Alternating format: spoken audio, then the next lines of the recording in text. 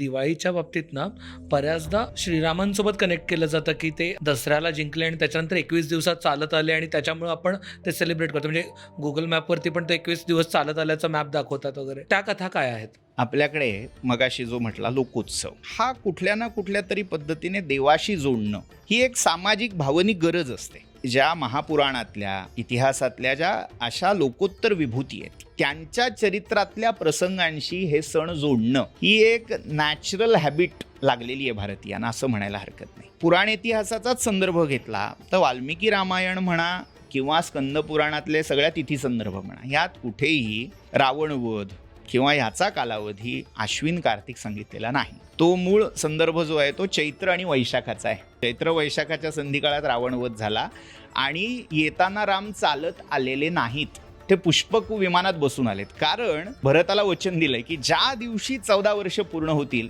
त्या दिवशी मी परत आलेला असेल, नाही तर तो अग्निकाष्ठ भक्षण करण्याची प्रतिज्ञा केलेली आहे. त्यामुळे चालत यायला अवधीच नाहीये. ज्या दिवशी रावणवध होऊन सीतेला परत आणलं वगैरे वगैरे ते सगळं प्रसंग झाले, तेव्हा विभीषणाला कळकळीची विनंती रामाने केली की मला तातडीने आता अयोध्येला पोचलं पाहिजे, कारण तो भरत नाही तर अग्निकाष्ठ भक्षण करीत, त्याच्यासाठी मला आता जायचंय. तर तू माझी अशी काही व्यवस्था करू शकशील का, किंवा मला निरोप दे, लवकरात लवकर मला इथनं निघायचंय. तशी विभीषण म्हणाला थांबा, की रावणाचं जे कुबेराकडून त्याने जिंकलेलं विमान आहे त्या विमानातून आपण सगळे जाऊ शकता, आणि पुष्पक विमान दिलं. तो संदर्भ पुराण इतिहासाच्या दृष्टीने तितका निर्दोष म्हणता येणार नाही. पण लोकधारणा हे त्याच्यावरचं उत्तर आहे की लोकांची श्रद्धा आहे, लोकांची भावना आहे, आणि आपल्याला तो अधिकार नाहीये की नाही असं नाहीच झालं.